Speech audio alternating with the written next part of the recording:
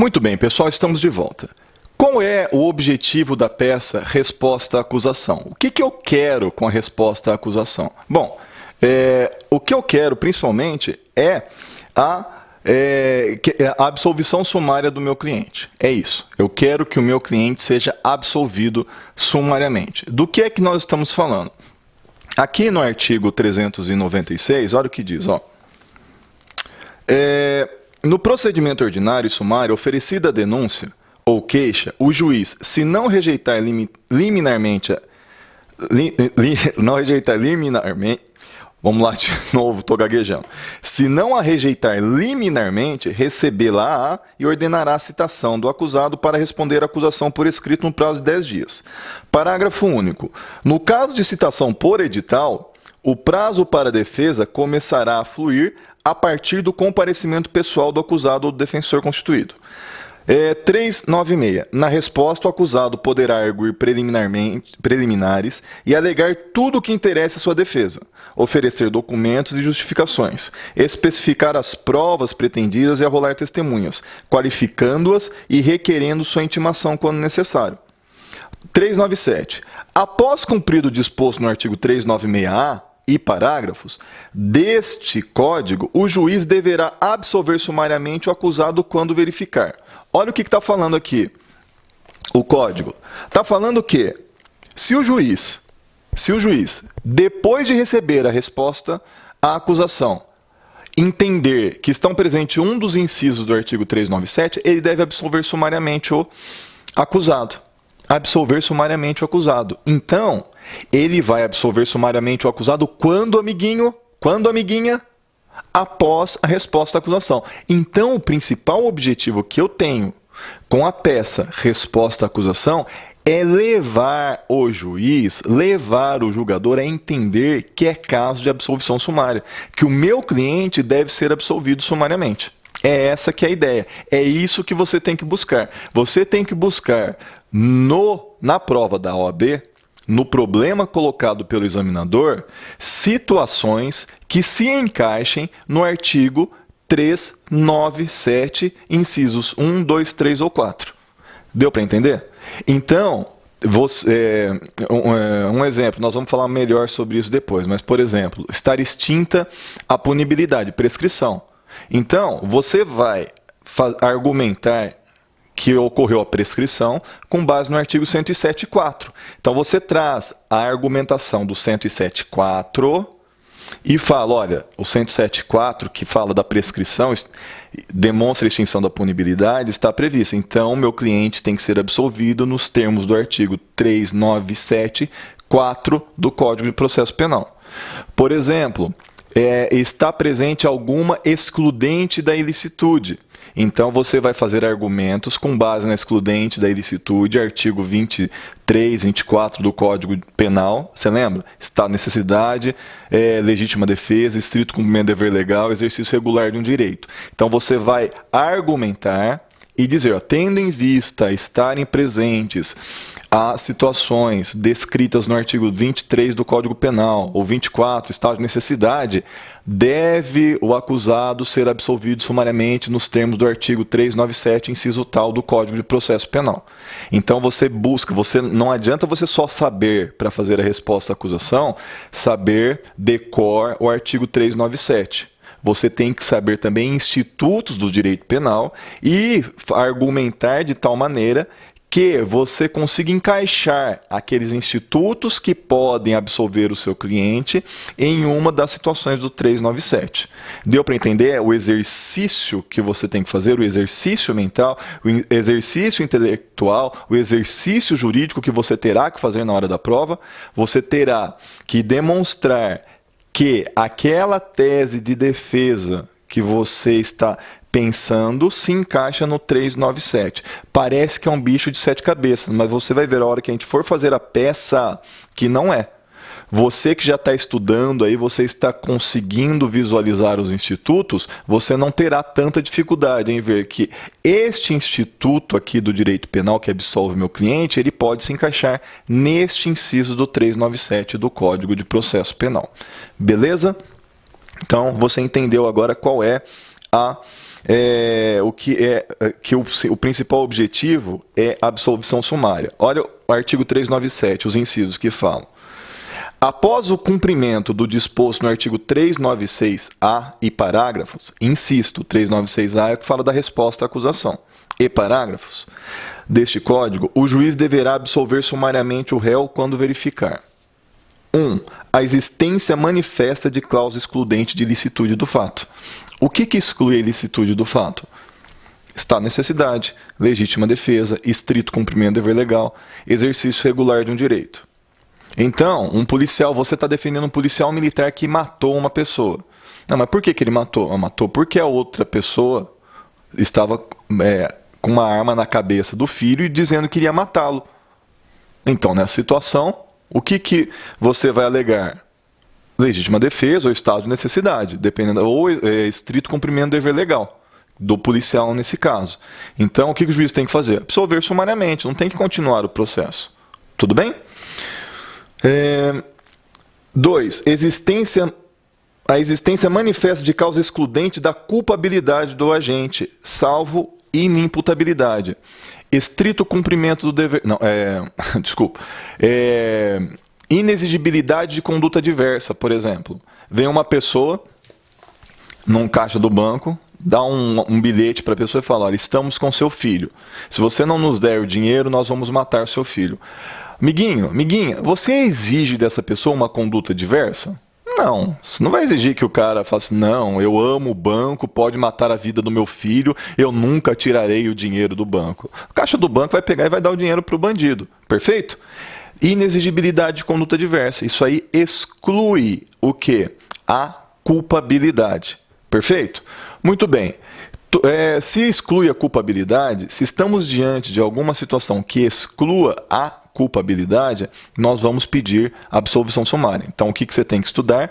Culpabilidade. Saber quais são as situações que ocorrem a culpabilidade. Aí a apostilinha que eu trouxe para você tem lá um breve estudo sobre a culpabilidade. Menos a inimputabilidade. Por quê? Quando que nós temos a inimputabilidade? Se nós temos inimputabilidade pela menoridade, então se a pessoa é menor de 18 anos, o que vai acontecer? O procedimento tem que tramitar pela vara da infância e juventude. Se o seu cliente tiver menos que 18 anos, você vai pedir a extinção do processo. Tá? Você vai pedir a absolvição sumária. Só que a inimputabilidade que ele se refere aqui, que o legislador se refere aqui, é a inimputabilidade pela falta de desenvolvimento mental completo. Então a pessoa tem desenvolvimento mental incompleto ou retardado. Isso faz com que a pessoa não entenda o caráter ilícito do seu comportamento ou não consiga se comportar de acordo com esse entendimento. Isso está onde? Artigo 26 do Código Penal. Então a pessoa tem algum desenvolvimento mental incompleto ou retardado e ela não consegue entender o caráter ilícito do seu comportamento, ela vai ser processada. Por quê? Porque ao final ela vai ser absolvida, a chamada absolvição imprópria. Você lembra o que é absolvição imprópria? Absolvição imprópria é aquela que absolve o réu, faz com que ele não seja submetido a uma pena, porém impõe uma medida de segurança. A pessoa não tem o desenvolvimento mental completo legalzinho, ela não consegue entender que é errado aquilo que ela faz, ela é submetida a uma medida de segurança. Então o processo continua se a pessoa é inimputável. 3. Que o fato narrado evidentemente não constitui crime. Por exemplo, olha, tem duas que são clássicas na OAB. Princípio da insignificância. O princípio da insignificância, gente, afasta a tipificação, a tipicidade. Então, olha o que acontece com o princípio da insignificância. Deixa eu pegar alguma coisa aqui, ó. Aqui, ó, um clips. Esse clips aqui pertence ao Horácio, que está aqui. Miguinha, ó, veja bem. O clips é uma coisa. É uma coisa alheia porque pertence ao Horácio, já falei para vocês, e é móvel. A hora que eu pego esse clips, eu pratiquei furto? Você vai falar assim, sim, porque você subtraiu coisa alheia móvel, artigo 155 do Código Penal, furto. Beleza. Só que isso aí só adequa a minha conduta à formalidade da lei. E o que o artigo 155 está querendo proteger quando diz que furto é crime? Está querendo proteger o patrimônio do Horácio. Vamos ser sinceros. O Horácio ficou mais pobre porque ele perdeu um clips? Não, não ficou. Então, além de ter a tipicidade formal, que é encaixar a minha conduta na forma que está lá no artigo 155, isso é a tipicidade formal, há a necessidade da tipicidade material. O que é isso? Tipicidade material existe quando o bem jurídico é violado de uma maneira relevante.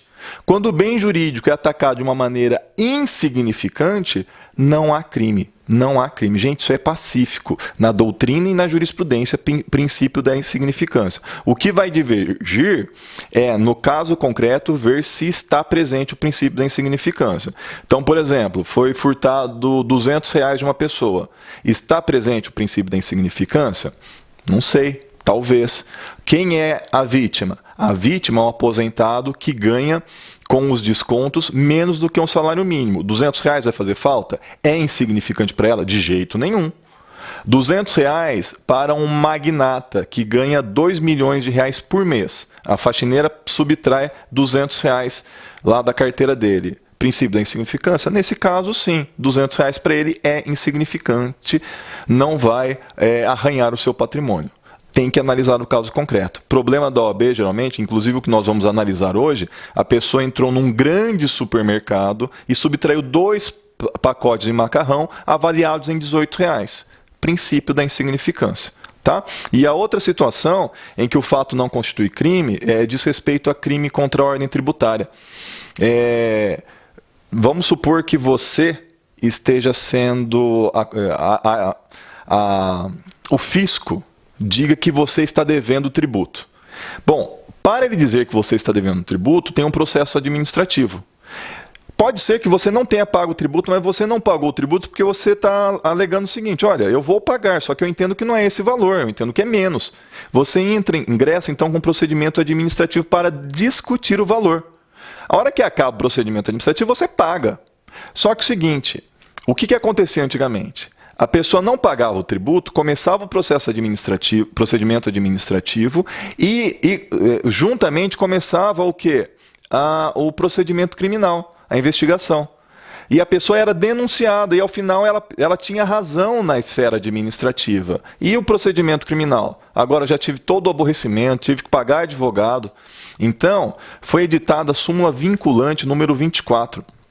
E nesta súmula vinculante está estabelecido que antes do lançamento final do valor do débito tributário, não pode iniciar ação penal, porque não tem crime ainda não foi discutido, ainda não se confirmou a existência do crime, porque pode ser, insisto, que na esfera administrativa fique regularizado, eu pague ao final o tributo, ou então demonstre que eu não devo o tributo mesmo. Então você tem que ficar atento a essas duas situações que são clássicas na prova da OAB, nessa situação aqui do artigo 397, inciso 3, que diz que o fato narrado evidentemente não constitui crime. E por último, extinta a punibilidade do agente. Quais são as causas extintivas da punibilidade? Estão lá no artigo 107 do Código Penal, que você sabe. Prescrição, decadência, perempção, que mais? Morte do agente. E fique atento também que pode extinguir a punibilidade o cumprimento de transação penal, e pode extinguir a punibilidade o cumprimento de suspensão condicional do processo. Transação penal está no artigo 76 da Lei 9.099, suspensão condicional do processo está no artigo 89 também da Lei 9.099. Muito bem. O conteúdo da peça. O conteúdo da peça, você vai alegar então preliminares, você viu lá no artigo 396A, que diz que você pode alegar preliminares, você pode alegar tudo o que for. Olha o que diz o 396. Na resposta, o acusado poderá arguir preliminares. Preliminar é tudo que vem antes do mérito. É tudo aquilo que você pode alegar que, se tivesse sido observado pelo juiz, o processo não tinha chegado nessa situação. Você vai para... Olha a dica, gente, olha. O juiz ele não teria que rejeitar a denúncia se não tivesse presente algumas situações? 395, ó. A denúncia ou queixa será rejeitada quando? 1. For manifestamente inepta. 2. Faltar pressuposto processual ou condição para o exercício da ação penal. 3. Faltar justa causa para exercício da ação penal. Pessoal, você vai alegar em sedes de preliminar aquilo que está estabelecido no 395. Olha o que eu estou falando. Preliminarmente, falta... a denúncia é manifestamente inepta. Aí, olha aqui, vamos lá agora no artigo 41 do Código de Processo Penal. Quando que a denúncia é inepta? Quando ela não é apta, ela não presta para fazer uma acusação. Se você assistiu já a aula de queixa-crime, você viu que a queixa-crime ela tem que ter alguns requisitos para que o querelado possa se defender. A denúncia tem que ter certos requisitos para que o réu possa se defender. Então, se a denúncia não foi feita da maneira correta, ela é inepta. Muito bem, é inapta.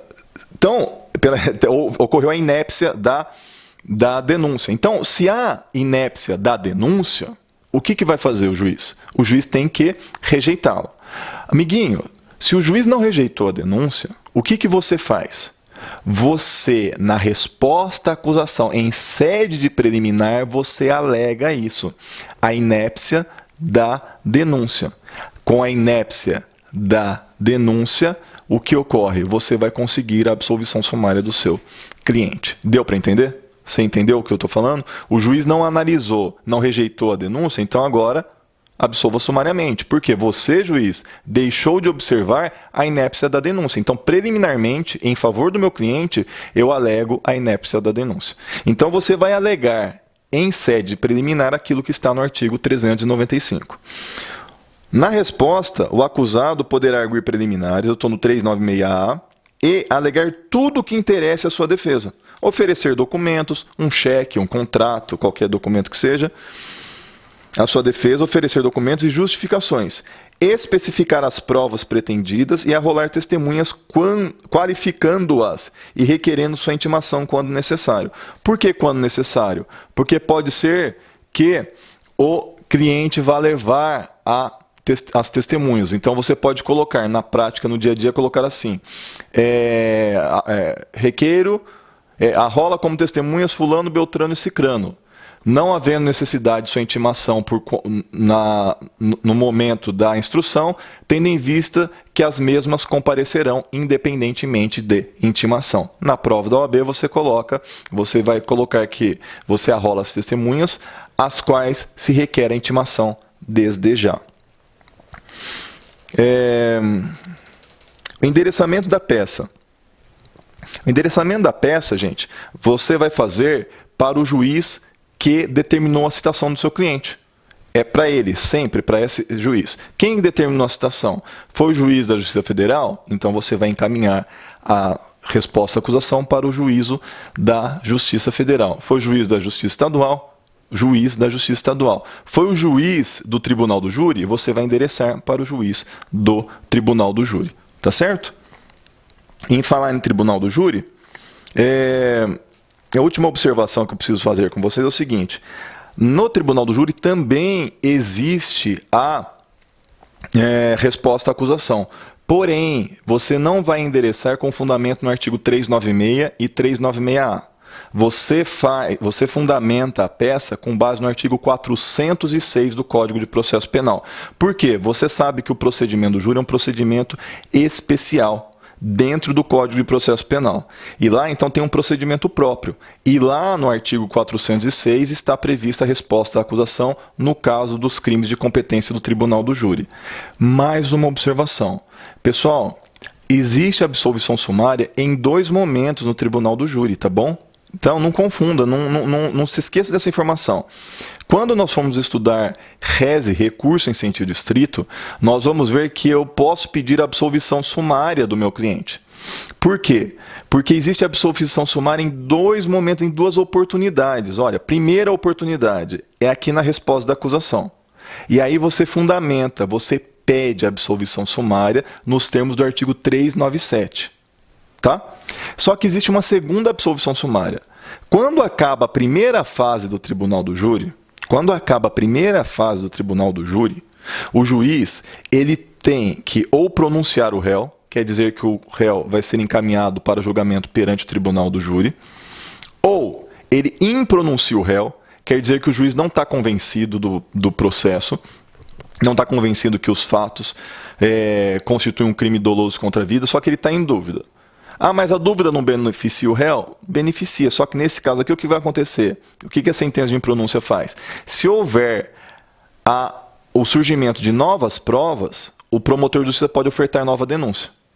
Deu para entender? Então não vai transitar em julgado. Não vai fazer com que não possa mais ser analisado aquele fato. Ele é impronunciado, então pode haver nova investigação sobre o mesmo fato, sobre o mesmo crime. Outra possibilidade, o juiz pode desclassificar a conduta do agente de um crime doloso contra a vida para um outro crime, por exemplo, de homicídio para lesão corporal seguida de morte. E quarto, é o que nos importa, o juiz pode absolver sumariamente. O que é isso?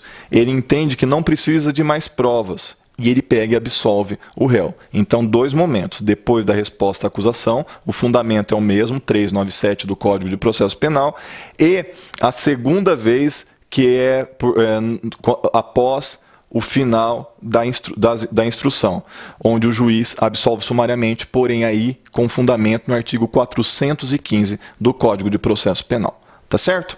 Pessoal, voltamos já. Vamos para mais um intervalo, dá uma descansada aí, bebe uma água e voltamos daqui a pouquinho.